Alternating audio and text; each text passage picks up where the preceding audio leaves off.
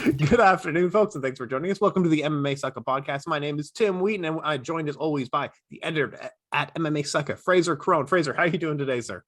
Yeah, good mate. Thank you. Just talking off air. It's a big weekend that's just happened, and slightly quieter weekend this weekend. So I think we'll jump into quite a big breakdown of what went down at UFC 270.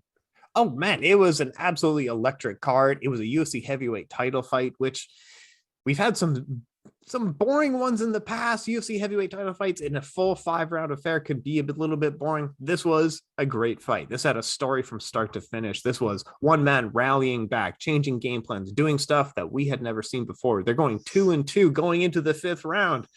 But it also made us look like absolute fools. The last thing we said on air last week was tune in next week to find out why we were wrong. And I said, Francis isn't a wrestler. He might be a wrestler in the gym, but he's not a wrestler. We haven't seen him do this. We've never seen him in the cage do it. Well, we did. And he won the fight because of it. How'd you feel about the fight? What did you think of Francis Ngannou, the reigning champion? Tell me everything. What did you feel? Yeah, I think I wouldn't say we showed Francis any disrespect because it's heavyweight champion of the world. You can't really show him disrespect because he's got that equalizer of the power, but he didn't need to use it because he adapted his game. We saw as soon as he walked out, he had the knee straps on, which alluded to the injury. And I think, to be honest, the injury is the worst thing that happened. The injury to Francis Ngannou is the worst thing that happened to Ciryl Gane because Francis had to adapt his game. He couldn't throw these big power kicks with his legs by the looks of it. You don't know quite how injured his knees were, but he couldn't, maybe put full power into these strikes, which maybe led him to the wrestling. He looked good in the clinch. He didn't take too much damage. He was sort of almost resting in the clinch when he needed to. He was covering the hips. He was covering the opposite hip. He was, digging for underhooks. So, and we saw it against Stipe Miocic last, in the fight where he won the belt. He defended that takedown. He shot his hips out and he got low. And everyone would say, "Oh, this is the new Francis Ngannou." You can't defend one takedown and suddenly claim yourself to be a wrestler. In this fight, he defended 2 out of 3 takedowns of Ciryl Gane, and we saw Ciryl Gane isn't a wrestler. He's a Muay Thai fighter, and at the end of the day, I think like you say, Francis adapted his game. He wasn't able to land quite as heavy on Gane as he thought he may be able to. We barely saw him throw any kicks really. It was a boxing heavy approach, as it always is with Ngannou, but the takedowns, they weren't poor takedowns either. The first takedown was, you could argue there's an element of luck to it where Gane throws a kick and Ngannou catches it, just slams him. These things happen. It's MMA. It's not Muay Thai. It's not kickboxing. That happens. You have to be a little bit more aware of the range that you throw in a kick. Gane threw that kick when he was far too close to Ngannou. So he almost tried to land with the knee bent. So Ngannou could pummel under, catch the leg, and slam him. And then from there on out, it was clear for Ngannou that he was the superior guy on the floor. He was a much bigger guy in the fight anyway. That was alluded to on the commentaries. Although they were only about 10 pounds, 15 pounds difference on the scales, Ngannou clearly blew up overnight. And he was just using that superior size to wane on Ciryl Gane. And, he was a superior guy on the floor. So why not go back to that? Some of the takedowns that he was landing, they weren't boxer takedowns. They were takedowns from a guy who has drilled these takedowns. These weren't just, I'm losing the fight, so I'm going to desperately shoot for a takedown. They were good technical takedowns, a lot of them. He's never going to be Daniel Cormier. No. But against Ciryl Gane, it works. And I thought it was a really good strategy for Ngannou. I agree. If you were to write a game plan of how we're beating Ciryl Gane, it would have been, let's wrestle him up. Let's take him down and try to control from top position. And Francis Ngannou, very impressive that he's only been in the sport for 8 years now, because even when he entered the UFC, his hands and feet weren't that good. He was just very powerful, but he used to walk forward and put his feet together. He used to walk back and put his feet together. So he had to learn that. In the Stipe fight, he had to learn what cage control and cage cutting was. And then in this fight, he showed that he learned wrestling. He's had, for how long he's been in the sport, he's been very good. But we can see in this fight as well, where sometimes we talk about positional awareness. And it sounds like we are talking about nothing. And it sounds like a made up thing, especially if you watch a lot of MMA, because I'm talking about how guys will take you down, take position, move to the next position. Yes, that's what you're supposed to do. But you can see in this fight with Francis Ngannou of like, when you don't quite know how to do that, this is kind of what it looks like. You end up scrambling quite a bit. You end up getting takedowns that maybe get reversed. But yeah, good for Francis Ngannou. He showed how to wrestle. Now, I will say that you were right in every sense of the word, in that Francis Ngannou won't outstrike him. Ciryl Gane is the better striker. We saw that for 2 rounds. We saw everything that you said. Don't back up in straight lines. And the other one here, the defensive work and anticipation. Everything was working. The clinch, I'm not sure that it was working because I think Francis was so much stronger in the clinch. And Ciryl Gane, I think, tried it for like twice, and he was like, "Oh my god, this guy is so strong." Yeah, exactly. You know, he was trying to. I think Tim's alluding to the article that I wrote on Ciryl Gane, sort of keys to victory, the defensive sort of side of things. And you know, we did see him initiate the clinch, you know, the first sort of, what was it, about 30 seconds into the fight, he sort of shot for the takedown with no real conviction and was able to sort of pummel up then and get into the clinch. Now, like we said, I think that was probably the game plan going into it, of, you know, getting Ngannou into the clinch, big muscly guy, get his arms blown out, get him tired. But Ngannou had kind of almost learned how to rest and relax in the clinch. And that wasn't what I think, to be honest. I think it probably had a more detrimental effect on Gane than it did in Gane. That's why he, like you say, he tried it once or twice. And then just abandoned that game plan because it wasn't working. You know, it seemed to be that Gane was working a lot harder in the clinch than Ngannou. You know, Ngannou back up against the fence, Gane pummeling into him, not really landing any strikes and not really being under threat of you know, being landed on for Ngannou. And like you say, the size just, I think, was the equalizer. And, you know, when you've got that's the only thing with the heavyweights, is you can weigh 207 pounds or you can weigh 266 pounds on the scale. You're in the same weight class.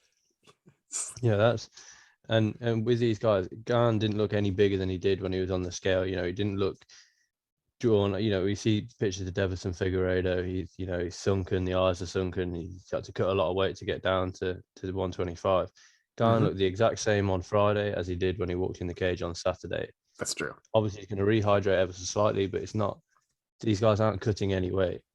They train in and around the same weight as they're going to be on fight night. Whereas, like we say, with Ngannou, it was clear for all to see that he'd put on some size. You know, when they faced off on Friday at the ceremonial weigh-ins, they weren't a similar size, and Ngannou was always the bigger man, but when they sort of, you know, you could tell up against the clinch, they're the same height, but Ngannou just looked bigger, he looked broader, he looked wider, and clearly, you know, he was stronger than Gane in the clinch, which is, you know, it surprised me, to be honest, because I honestly thought that Gane's, you know, that's kind of why I wrote the article, its keys to victory were to get Ngannou to swing big, duck under, and get the clinch, drive it to the fence, and then you know, we've seen Ngannou tire, and he was tired in this one, but so is Ciryl Gane. You know, Ciryl Gane's not used to wrestling that much, and you know, the fight did remind me a little bit of Colby Covington versus Kamaru Usman 1. These guys are both wrestlers who had a kickboxing fight, and now in this fight at UFC 270, it was 2 strikers that had essentially a wrestling match for 3.5-4 rounds. So it's you know, it's not high level wrestling by any stretch, but it was, you know, it got the job done, and it was good enough to have Francis get his arm raised, and at the end of the day, that's what counts. You know, you remember the worst striker into a wrestling match, and I love telling this story because I think it's hilarious. Like, do you remember Michael Venom Page versus Paul Daly? Paul Daly, that was the one, in like Oklahoma, and they had a show in London the week before, and these 2 guys decide to wrestle. We're battling for London. Who's the best striker in London? We'll just like white belt wrestle for a little bit. It sucked, Bellator. That was the worst. Yeah, that was, because you know, there's bad blood between the 2. They tried to get at each other before and after the fight, and you know, constantly going at each other online and in person. You know, I'm the power hitter, yeah, but you're not going to be able to catch me because I'm in and out. And awful takedowns, and I'll lie on you for 5 rounds. It was from what I believe, was that in the first round of the welterweight tournament as well. Yeah. So it got that whole tournament off to a little bit of a damp beginning, to say the least. But That's luckily, I think that even Ngannou and Gane, yeah, it was way better. was way better. And like you say, it's difficult now for Ciryl Gane, because how much time does he want to take off? He's not the youngest guy, and obviously it's slightly different. They're heavyweights; they can fight to a little bit later. But we saw him tire, and we saw him that in and out footwork and the movement. He was flat-footed by round 3, which is something that we haven't seen in Ciryl Gane. Even deep into late round 4, late round 5 against Royce and against Volkov. He was the in and out movement was still there. He tired in this one because of the wrestling. Now, if you put him up against Curtis Blades is going to try and wrestle you, and that might be a long night for Ciryl Gane. He didn't look good off his back. He looked ever so slightly lost. Whether that's because of the sheer size and power of Ngannou and physically not being able to do anything, that is definitely a factor. But Curtis Blades is a better top wrestler than Ngannou. Yes, he hasn't got the size that Ngannou's got, but you can imagine that he's going to have the superior control to what Ngannou can do. He knows how to manipulate his body to stop his opponent. And I've got a piece coming out later today about the sort of main talking points of UFC 270, and it's what's next for each man. And you're looking at John Jones. It's a tough fight for Ciryl Gane. Stipe Miocic can wrestle. That's a tough fight for Ciryl Gane. And Curtis Blades. These are the top guys in the division. Curtis Blades is an awful fight for Ciryl Gane as it stands, and he's got to take a little bit of time off, obviously, to work on that takedown defense. If you're getting taken down by Francis Ngannou, Curtis Blades is going to be able to take you down. John Jones is going to be able to take you down. Stipe Miocic is going to be able to take you down. So there's a lot to work on for Gane, but at the end of the day, he's only been a professional since 2018. He's his 11th fight this one on Saturday. So like Ngannou, I think he's gonna bounce back from this lot. Ngannou got the bad loss against Stipe. We won't talk about the Derek Lewis fight, but then since then he's been on a tear and he's undefeated since then. I think Gane will probably do the same thing. I wouldn't be surprised to see, if Francis stays in the UFC, these two to face off again. Not next, but certainly in the future. We'll talk about that in just a sec, but I think Francis did answer a lot of criticisms about wrestling and cardio. We thought there's no way he's winning past the second round. Well, he was fine. He got outstruck, but he was fine. Was he able to wrestle? Yeah, he was able to control. He was able to follow a game plan. He was able to show patience in this fight. Gane, I think he needs, honestly, if you need to drill takedown defense, go to AKA for a little bit. Go to an ATT, like do the wall walk at ATT. But you're at the current gym, they are great coaches, and they've developed the 2 top heavyweights in like 5 years. They're clearly great coaches. But if you're doing wrestling training, you got to do it in the US. It just is the rule, or even Russia, but you can't do it in Europe. That is just the fact. You know what I mean? And I hate to say it, but it is just the way it is. I think Francis Ngannou, there have been other fighters who lost their first title chance and then came back. Francis Ngannou is an example. Georges St. Pierre is an example of that. He has a great opportunity to develop. And this was a great losing situation where he didn't get knocked out in 30 seconds. I was talking to one of my friends back in Canada, but he didn't get knocked out in 30 seconds. He got drilled and taken down over 3 rounds. That shows you exactly where your flaws are, and now you have the opportunity to get better. And he's still young. He's still developing, especially for a heavyweight. He's a baby for a heavyweight, right? So he gets years to develop, knowing exactly what his issue is. But yeah, like you said, Curtis Blades, Stipe Miocic, John Jones, they'll take him down. And I want to see him really work into his strengths, which is striking. But if he becomes a sprawl and brawl, he'll be unstoppable, right? He would be able to take all these guys down. One more thing I want to throw at you, and then we'll talk a little bit about contract negotiations. But the reason that in the most recent UFC years, going back 5 years, we haven't seen a lot of the arm bars. We haven't seen any ankle locks because of you lose the position when you go for it. So for example, if you go for an arm bar and you don't get it, you're so far out of position that you're probably going to get murdered now. If you go for a knee bar, you're so far out of position, you're in trouble. Whereas a rear naked choke, if you go for a rear naked choke and you don't get it, you didn't lose a position. You're still in a good dominant position. That's a good position. Arm triangle, you're still pretty well in a good position there. There's some very high risk submissions, and an ankle lock in the 5th round of heavyweight title fight where it's 2-2.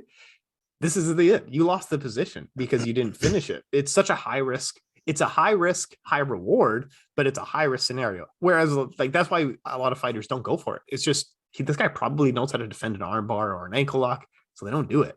I threw a lot at you there, Frazer. What do you think? Yeah, no, for sure. I think it was a bit of a Hail Mary's kind of. The rest of this fight is going to be on the ground. It's not, I'm not going to be able to stand up and just swing with everything I've got. Obviously Ciryl Gane has got that heel hook finish in his second UFC fight, but that's not completely different circumstances. He was dominating that fight, and I think it's Dante Mays, isn't at the level that Francis Ngannou is. At no point, did Francis Ngannou look even remotely concerned with the heel hook attempt. These guys have been wrestling now for best part of 15 minutes. They've been having a little bit of a stand-up battle for 10 minutes. They're slippy, they're sweaty, and at the end, also it comes back to sometimes, we've all seen Derek Lewis's jiu-jitsu game is just stand up, and we've seen the multiple clips of Derek Lewis when he's in a bad position. He just stands up with his opponent, trying to hang off him at any point. And I genuinely believe Francis Ngannou did think that he could just push Ciryl Gane away.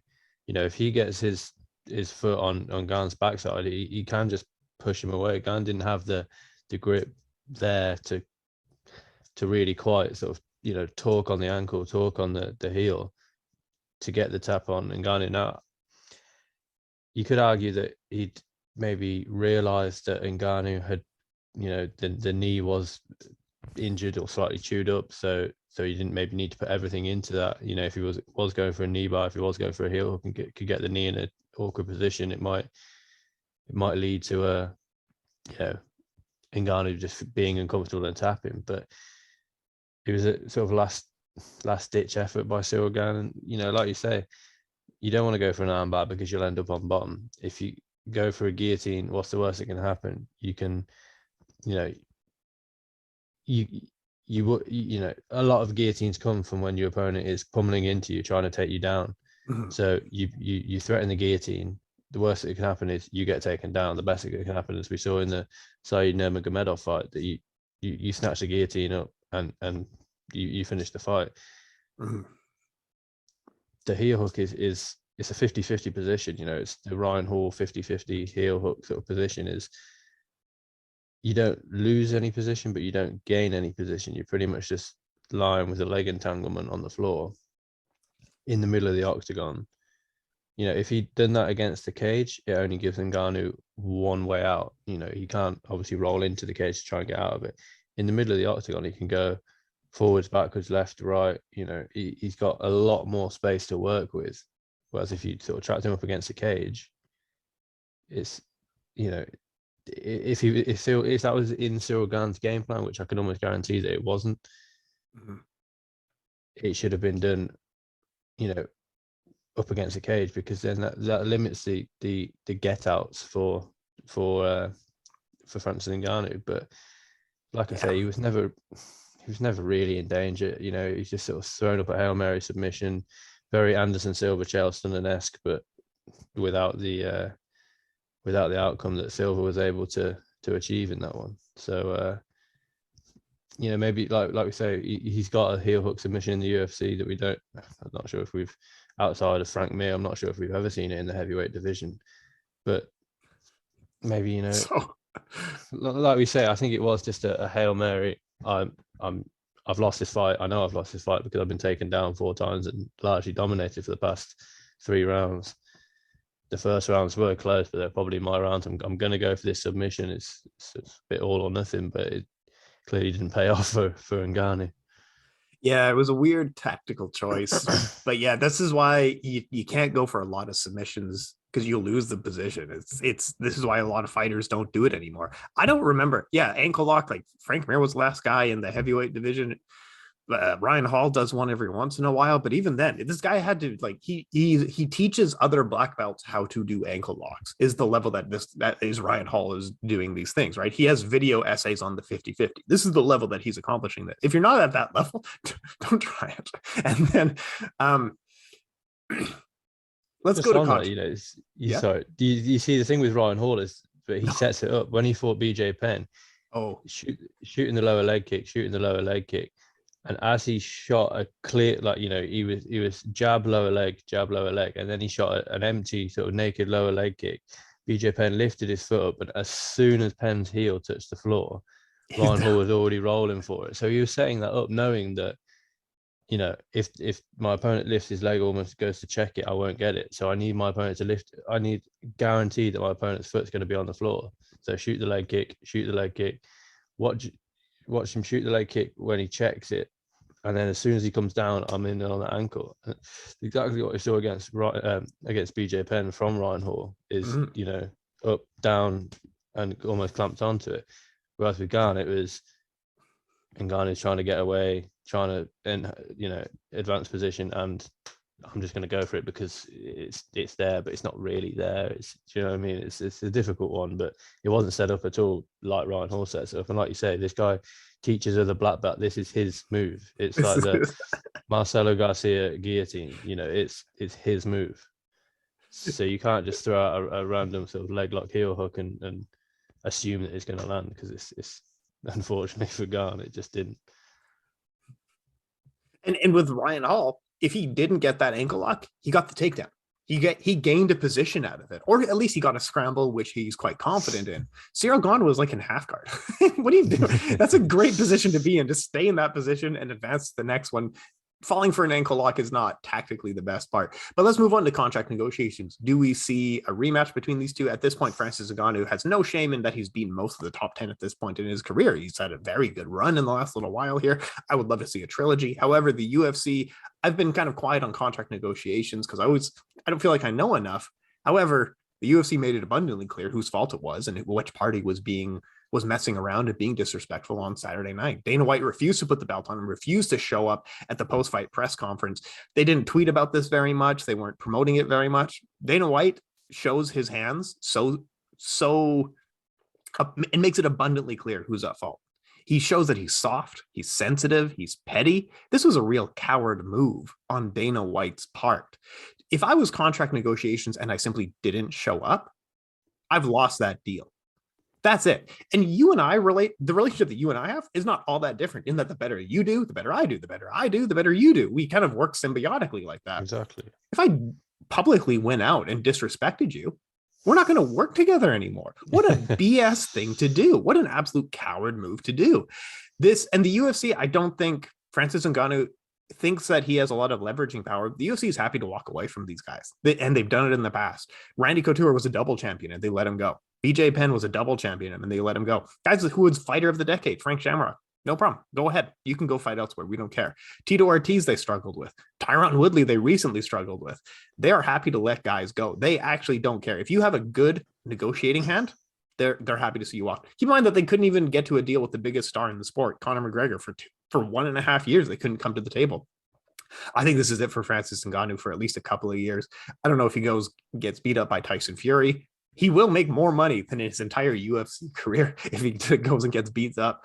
I don't know if he wins a Bellator title, a PFL title, a WWE title, a one championship title.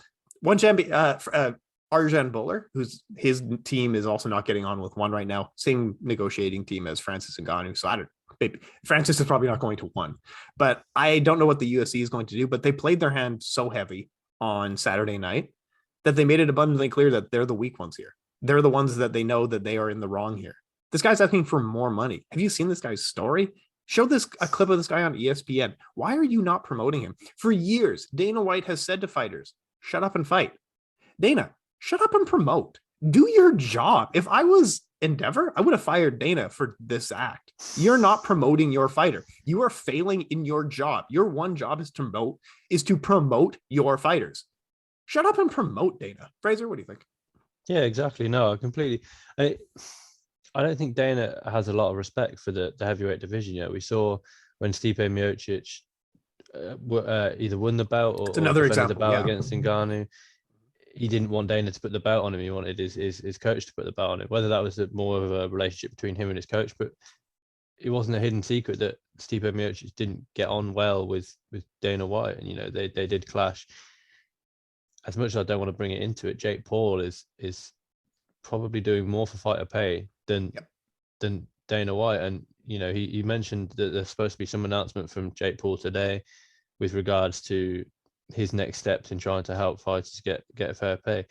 You've got, with the greatest respect to Roy Nelson, you've got someone that looks like the heavyweight champion of the world should. Yes. He is 6'4", 260, 270 pounds, chiseled, ripped abs, the whole, and like you say, he's got the backstory. People bought into Conor McGregor because he was on the social welfare and he made this, and he's sort of self-made. Francis Ngannou's backstory is far, if you could say, superior, but far better than Conor McGregor's. Yes. And yet you don't promote him at all, and he hasn't done anything outside of the ring. McGregor outside of the ring is, in all intents and purposes, an awful person. That's a good point. And then Ngannou outside of the ring, he's got multiple sponsorships. We know that he's sponsored by Gymshark. We know that he's big into. He said something about this, his entire purse going into, I don't know if it was Bitcoin, but some sort of cryptocurrency, and it's crypto.com is the UFC's sponsor, and France has got a lot to do with that. And sadly, I don't think there's a lot in the heavyweight division. The next fight for Francis Ngannou has to be John Jones, and if it's not John Jones, he doesn't fight again in the heavyweight division for, like you say, 2 or 3 years until it sorts itself out. He's just beaten the number one. You could call him the number one guy, but the interim champion, Ciryl Gane. No great interest in seeing a third Stipe Miocic fight until Miocic kind of proves that he's wrote those wrongs from their second fight, because he was badly beaten in that second fight. There's an argument for maybe a Derek Lewis rematch, but the first fight was so bad, and Lewis just lost to Gane. And and Lewis just lost to Gane. He's 2-0 against Curtis Blades. And Alexander Volkov, he's got his hands full with our boy Tom Aspinall in March. Mm-hmm. Beat Jairzinho Rosenstruck. Chris Daukaus is coming off a loss. You're not fighting the 8th, 9th, 10th, 11th, 12th, 13th guy, So outside of John Jones, there's no fights for Francis Ngannou in the UFC as it stands. We've obviously just got the announcement that Jiří Procházka and Glover are going to be fighting in, I can't remember when that was, but that was announced for the first quarter of this year. None of those guys are going up to heavyweight. They're not, Glover's not really big enough in my opinion, and Jiří's, he hasn't even won the belt yet. True. There's no one at light heavyweight. Light heavyweight's thin as well. There's no one at light heavyweight that could make the sort of jump across, or jump up, I should say, to heavyweight and challenge Francis Ngannou, and it'd be a big fight. You've always had the middleweight going up to the light heavyweight, the welterweight maybe going up to the middleweight, the lightweight going up to, these are all big fights. Charles Oliveira versus Kamaru Usman, huge fight. Mm-hmm. If Kamaru Usman puts his friendship aside, him against Israel Adesanya, huge fight. Mm-hmm. Aljamain Sterling is what he is, but you've got the potential of like a Henry Cejudo coming back and fighting at either flyweight, bantamweight, or featherweight. These are big fights. Francis Ngannou versus Curtis Blades 3, when Curtis Blades is 0-2 against him, suffering 2 TKOs, doesn't sell. For me, that's a co-main event. That's not a main event. And like you say, they didn't promote Ngannou this week like they should have. They didn't really tap into the backstory again. You republish your article on Francis Ngannou's backstory. It's a phenomenal backstory. It's like nothing we have ever seen in combat sports, and it's probably going to be like nothing we ever see in combat sports. Now, if you look at when Tyson Fury fought Deontay Wilder and he came back from depression and ballooning up and putting on all that weight, how well that was. You had documentaries specifically looking at Fury from the Klitschko fight to the sort of demise of Fury and the rise of Fury. Bob Arum and Top Rank, that is how you promote your fighter. He's gone from everything to nothing, back to everything. How many times have we seen the picture of, let's be honest, fat Tyson Fury next to Rip Tyson Fury. Okay. How many times has Tyson Fury been on Joe? You know, he's been on Joe Rogan's podcast. He's dropped in on the Top Rank podcast. He's on TalkSport. Bob Aram's on TalkSport talking him up. Mm-hmm. He's on Twitter, sort of almost talking himself up, and on Instagram talking himself up and saying, "Look, I can do it. You can do it." He's giving live appearances and whatnot. Francis Ngannou, he's been on Joe Rogan's podcast, and that's when we sort of really found out about his backstory. Mm-hmm. But why aren't the UFC tapping into that more? And like you say, Dana is shut up and promote. You know, you're promoting. You know, I think this card overall was promoted horrendously. I'm sure if you look at the numbers, obviously the pay-per-view numbers of the pay-per-view, the cost of a pay-per-view it's gone up in the US from, I think it was 50 to maybe 70 or 80. I'm not 100% sure, but you know, I'm sure if you look at the numbers on embedded, I think they'll probably be pretty poor this week. I don't know about pay-per-view because outside, you know, the casual fan will probably sign up to watch Francis Ngannou, but outside of the main and co-main, I think we lost the best fight on the card, the Ilia Topuria versus Charles Jourdain fight. Even that was a late notice fight. So these, at the end of the day, you know, the first pay-per-view in however many weeks, you know, best part of a month for the UFC, the first pay-per-view of the year. The first pay-per-view of last year was Conor McGregor versus Dustin Poirier, from what I remember. That had a hard sell on it. Exactly. Yeah. And that should be being, you've pretty much got all of the Christmas period, all of the festive period to put all of your resources into promoting this fight. And it wasn't promoted, in my opinion, in the correct way. And, you know, maybe that is because the card overall was quite weak. We had some good performances elsewhere, but yeah, maybe, but it doesn't matter. The main event sells it, carries it, right? It's UFC 270 and Gane versus Gane. It's not UFC 270 and Gane versus Gane, but we've got 8 debutants. We've got people from the contenders. It's that's the headline. You know, it's like you know, I completely agree with you. I just don't think it was promoted in the correct way, and which is surprising because you've got, you know, the baddest man on the planet in a boxing match, in a boxing ring. Sorry, Ngannou doesn't beat any of the top 15 boxers. Yep. You know, Tyson Fury is there because he knows it's an easy payday. But I don't. And yes, Francis Ngannou will make more money than he's ever made before. But I don't think he doesn't transfer over to the boxing world. You know, the way that they promote is completely different to the UFC, and I don't think that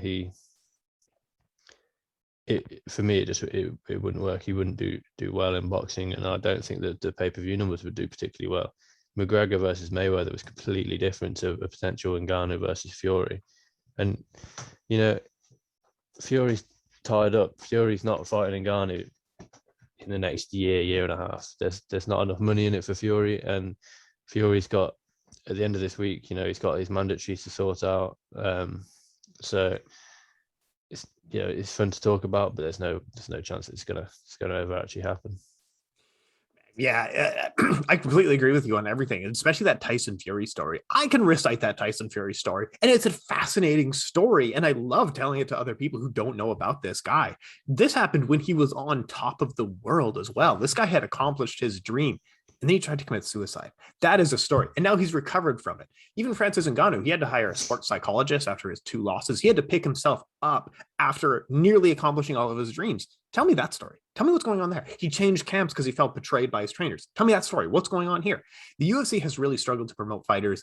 This fight really did show that if you're not Conor McGregor, the UFC is not going to really promote you. And we've seen this in the past. I don't want people to think that I'm just using this as like the example. Remember with BT Sports a few years ago, they did a feature on Leon Edwards. That was the most we've ever learned about this guy. And he's a really interesting guy. The UFC never did that.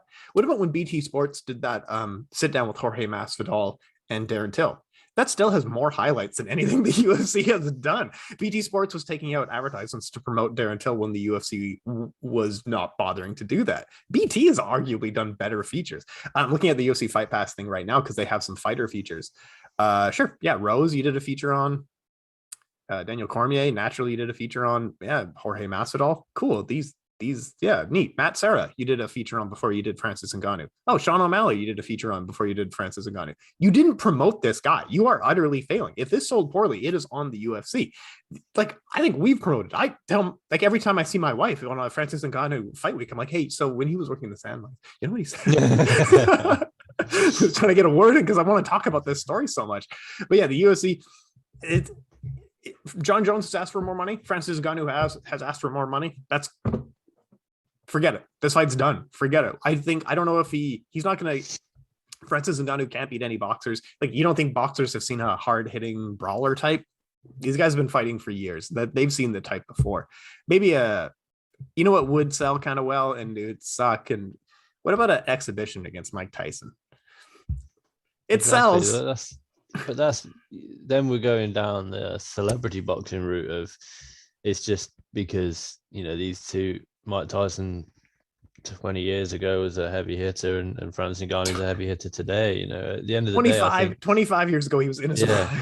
Exactly. And, you know, like you say, why you haven't got Francis Ngannou's story going along the bar on ESPN and him being on every chat show in America and even just to tell his story again and again and again and again, you know.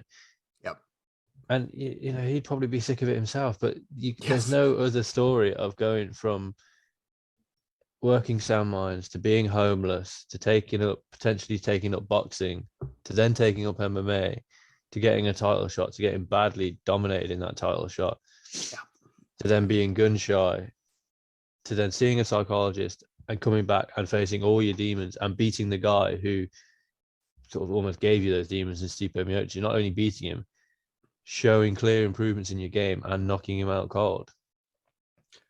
You can play a Francis Ngannou highlight reel.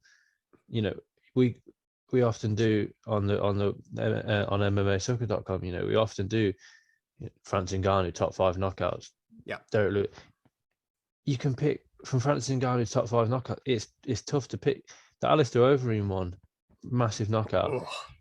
The Biggie Boy one, massive knockout. Miocic, massive knockout. Cain Velasquez, the way that Cain Velasquez fell with his legs, massive knockout. You know, the Anthony Hamilton Kimura, standing Kimura, where he just rips him to the floor, massive knockout. Luis and Henrique, massive knockout. This guy is so easily promotable, and the UFC aren't doing it, and yet they're putting a lot of stock into guys that maybe don't deserve the push or can push themselves easier. That, you know, the Sean O'Malley's, he isn't proven to have actually fought anyone decent. He can promote himself, and yet this UFC are putting all the resources into him. Francis Ngannou can promote himself, but the UFC are putting no resources into him at all. And it's, you know, it's like we'll go on to talk about the co-main event now, but outside of the hardcore fans, did anyone really know that this fight was going ahead? Because I didn't see, you know, other than seeing a Lego belt, which is absolutely quality, but outside of that, I didn't see any promotion for this fight. Even after the first fight was one of the fights of the year last year, the second fight, you know, Moreno surprised everybody and handed Figueiredo just his second loss in professional mixed martial arts and in the UFC. First Mexican like flyweight champion, you know, the only champion at the time from Mexico. It's sort of this career revival for Mexican fighters with Irene Aldana and Brandon Moreno. And yet, outside of the hardcore fans, you wouldn't really know, you know, how well was the press conference overall promoted. I saw one post on the UFC's official Instagram, and then the face-offs. I saw a press conference tomorrow at whatever time, and I saw the face-offs. That's it. That's all I saw last week for the press conference. Because the McGregor press conference, you get teased that it might be, then you get an official announcement, then you get a countdown, then you get snippets from the press conference, and then you get the face-offs, and then the rest of the week you're using those face-offs. It's the same with the Masvidal and Nate Diaz. Yes, these guys are better talkers than Ngannou, Gane, Moreno, and Figueiredo. But that doesn't mean that they shouldn't get the push. Surely the guys that are slightly poorer at the sort of trash talk, hype promoting the fight should get more promotion because they don't need the self-promotion, as it were, because these guys may struggle ever so slightly. You know, this is a company, you're a business. These are your employees. You should be helping your employees to earn as much as they can, especially when they're not on sort of like a wage. Yeah. And you're not doing that. So why not? You know, you can't put all your resources into the guys that sell best, because that's, you know, once these guys retire, let's say we never see Nate Diaz, Jorge Masvidal, and Conor McGregor fight again. Who's the next star? You know, you're putting money into Sean O'Malley, but if he gets knocked out cold in his next fight and gets knocked out in the fight after that, that's your star gone. You've got to build up stars in every single division. Heavyweight division at the moment hasn't got that star, outside of maybe John Jones, who isn't a heavyweight yet. We've never seen him. The light heavyweight division hasn't got that star. You know, you got Israel Adesanya and Kamaru Usman. They're good, yeah. But does Kamaru Usman's style transfer over into the mainstream? I'm not so sure. You know, we appreciate the fact that he's gone from slightly boring conservative wrestler to one of the best jabs in the game, big stand-up striker, has got the knockout power. But the casual fan, you know, doesn't maybe see that. Featherweight hasn't really got that standout style. Volkanovski and Brian Ortega put on one of the fights of the year last year. You got Max Holloway and Yair Rodriguez putting on a phenomenal fight, but none of them are a star. You know, you haven't got these stars anymore. You haven't got a McGregor, Rousey, Brock Lesnar, Cain Velasquez, Fabricio Verdum. You haven't got this anymore. Mm-hmm. A BJ Penn, a GSP, and Anderson Silva. Mm-hmm. These guys don't exist at the moment. So you have to put your resources into every single division. You know, you've got to spread your net quite wide. And maybe that does mean not giving McGregor all of you, 90% of your resources, and giving Gane 1%. Maybe that means giving, even if it's just, sort of giving McGregor 70% of your resources. He'll promote himself. Everyone will tune in. Every casual will tune in for a McGregor fight because it's Conor McGregor. Arguably, everyone should be tuning in for an Ngannou fight because you're guaranteed a more entertaining fight, but it's not the case. I mean, McGregor he literally sold a pay-per-view press conference with Ariel Helwani like 4 years ago or something like that. And it's sold. People bought it. McGregor can promote himself. Let him do it. His thing. You know what I mean? Go promote these other guys and make some stars. The UFC is in the best position it has been in history with ESPN and stuff like this. And it feels like we're getting away from, I guess that's guys like us who it's just media members patting each other on the back. But yeah, the flyweight division is also not doing itself any favors, because I wouldn't know how to promote this division either. There's no major like stars or push. Brandon Moreno is a really charming, cool guy. Deiveson Figueiredo is the god of war, and he's earned that nickname based on how he fights. And then they have a trilogy, and it's 1, 1, and 1. It's more murky than it's ever been before. Now, to Figueiredo's and Moreno's credit, their combination makes exciting fights every time that they fight, and we're going to have to see it a fourth time. And whether that might headline on ESPN, that's a fun fight to put on a big ESPN deal, or even an ABC, as they were trying to do earlier last year. That's a great fight. But yeah, Figueiredo showed some adjustments in this fight as well. He was ducking off the center line to hook against the jab. He was, on the left and the right side. He was trying to counter the jab.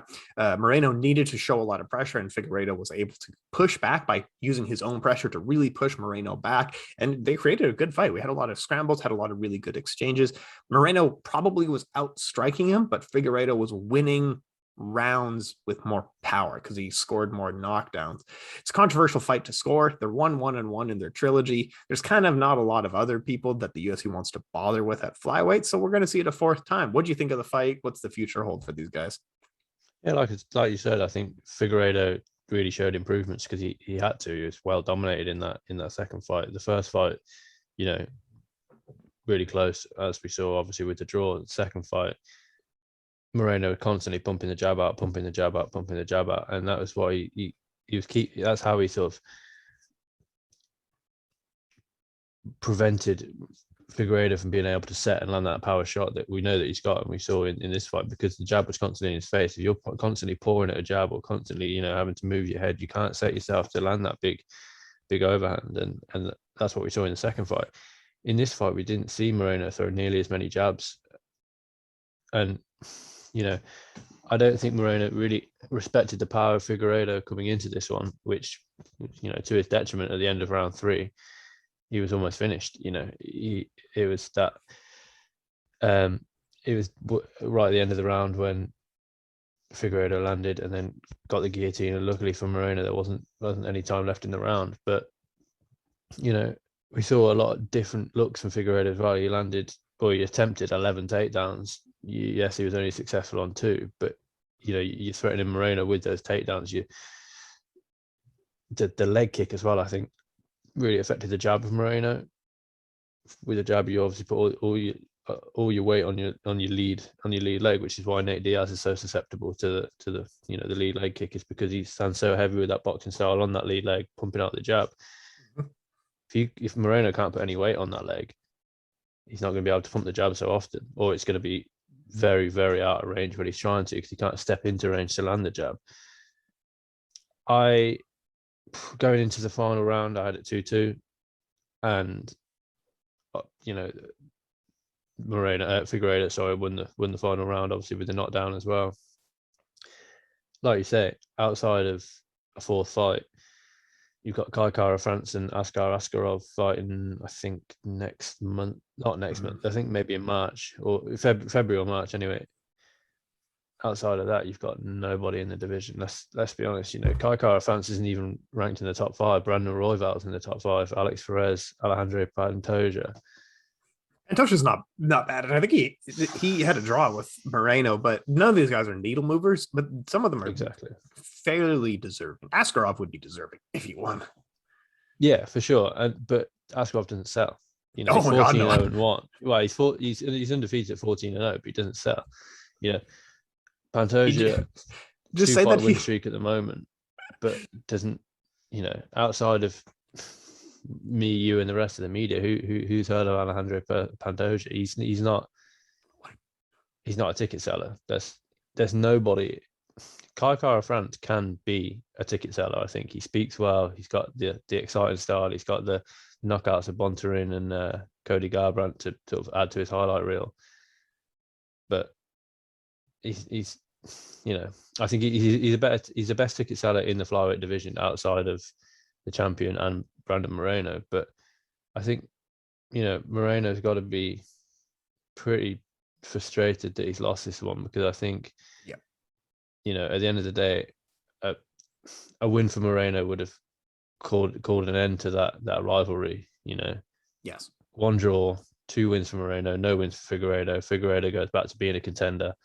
Whereas, like you say, the division from now has never been so murky. I don't really like the way that that Figueiredo's handled himself this week. I think it's petty, to be honest. He doesn't, you know, you can't be lifting Moreno up after your second fight and then go straight back to, I hate this guy, and flipping him off at the weigh-ins and then calling him a crybaby after, you know, after the fight. That's coming from his promoter Waleed, but if you would have dominated this fight 50-45, then you can maybe brag about it. But it was a close fight. You were clearly hurt by Brandon Moreno, who's historically not a striker.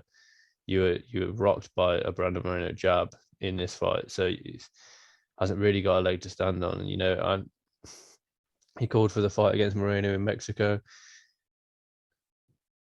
The 4th fight needs to happen because they're essentially 1-1. You know, that first fight's a draw, and you can essentially scratch that off the record of both men, because it doesn't do anything for either man. You know, Moreno took it on fairly short notice. Figueiredo, you know, well, to be fair, both men took it on fairly short notice, but that fight hasn't done anything for either man's stock or either man's record. Like I say, you know, it's a draw. It's 1-1. Mm-hmm. The 4th fight needs to happen. Does it happen next? I doubt it, because it's a really quite hard sell for a 4th fight between the same 2 guys.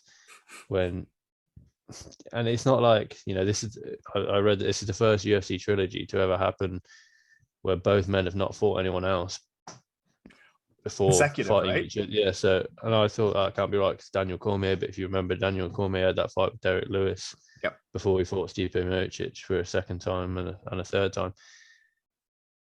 For these guys to fight each other 4 times essentially in a row, these guys now spent upward of an hour in the octagon together. For me, it doesn't sell. And this is all about, flyweights are doomed to always be a co-main event or a third title fight on a card. Yes. Because they don't sell. These two guys do sell, but the fourth fight doesn't sell. Each guy needs to, I think, go away. Moreno needs to fight someone else. Figueiredo needs to fight the winner of Askar Askarov and Kai Kara France, and then maybe they meet back up for a fourth fight. But as far as doing the fourth fight next, for me, that doesn't do good numbers because it's just not interesting, to be honest. I know. Well, especially because I would think whoever wins the quadrilogy at this point probably loses to Askar Askarov anyway. Like they're just keeping the belt. I don't know. It's fine. It's a really exciting fight, but putting the belt there actually makes it somehow worse. Somehow makes it uninteresting. Whereas like we've seen quadrilogies and 5 fights with Marquez and Pacquiao, but they were decades apart. These are like 10 years, 15 years apart because they kept meeting each other because they kept clearing out divisions and they couldn't come to terms with exactly. They couldn't get Mayweather in there, stuff like this. So they had to keep fighting each other. Whereas this fight, you're like, man, if you guys took a break for a year, go ahead. I don't know. It's fine. You'll find each other. Let's move on. A couple of performance of the night bonuses. Saeed Nurmagomedov, incredible. Just the slickest stuff. He's not related to the other guy. He doesn't even train at the same gym, but Saeed Nurmagomedov, incredibly slick in this submission. Also, Vanessa Demopoulos, performance of the night bonus. What else did you see on UFC 270 that you want to call out? Yeah, Vanessa Demopoulos goes from getting knocked out cold to snatching an armbar, which is brilliant. And I think she's going to be quite a big star. Just the way she speaks. Oh my God, Joe Rogan jumps in Joe Rogan's arms. Does the splits at the weigh-ins. Does the splits after she wins. Has got the stories about her being a stripper, but then quitting a month or 2 months out to this fight. Stripping probably paid better as well. Legitimately, I think she was paid 20 and 20 for this fight, or not even 20 and 20, probably 50 and 15, maybe 20 and 20. With the performance of the night bonus, obviously she gets the 50k. But she's a fun fighter. She's never going to be a champion. She's never going to be a top contender because her stand-up is awful. We saw it, she winging big overhands and then being caught by big winging overhands. It's not really a strategy for you to be anywhere near the top of the division, in my opinion. But I think one guy that was maybe unlucky not to get a performance of the night bonus was Jack Della Mandela. His jab was phenomenal. He bust up the face of Pete Rodriguez within the first minute or two, and then the finish where it's just sort of he's constantly backing out, slipping the shot, and then when the shot comes in and Rodriguez commits to it because he thinks that Mandela is gonna slip it, he actually just steps in, lands a big finish. And what I liked about it as well is he landed the counter, knocked Rodriguez down, went to go and finish, and he realistically, the referee should have stepped in and prevented Rodriguez from any more shots. But 3 shots on the ground was all Jack Della Mandela needed. I think he's going to be a problem I think at welterweight. He's welterweight, won on the Contender Series by decision. He's obviously finished this one, and I wouldn't be surprised. He's Australian. If he gets a shout to go on the Whittaker Adesanya undercard, if he stays in America, it's he's got that Australian pull, and if not, I think I expect to see him fight 3 or 4 times. He's got it almost his first one out of the way, as it were, now in January, and don't be surprised to see him back in there fairly soon, in my opinion. I think he's going to be, he's got the chance to be a really big star. And he's still only young. He's still only 26, so he's going to be a difficult one at welterweight to get past. We don't know what his ground game's like yet, but he's showed solid striking on Saturday night. Well, especially at welterweight, we can see, hopefully we get some new developing talent in there, and so hopefully we get a good prospect because the division needs it. The division needs some new blood. People are talking about Colby Covington versus Jorge Masvidal. Who cares, man? I just can't care. Okay, so this weekend we have some pretty good fights. If you combine the fight cards this weekend into one fight card, it would be a pretty good fight card, but they separated them into two. We have Eagle FC and Bellator. Both are pretty good. Bellator, we have Ryan Bader versus Valentin Moldavsky. Benson Henderson is fighting Islam Mamedov. Oh, it's a bad fight for Benson. And then Eagle FC, you have Tyrone Spahn versus Sergey Haratonov. Rashad Evans is fighting Gabriel Sheko. And then Ray Borg is fighting Cody Gibson. I'll give a quick shout out to a couple of these.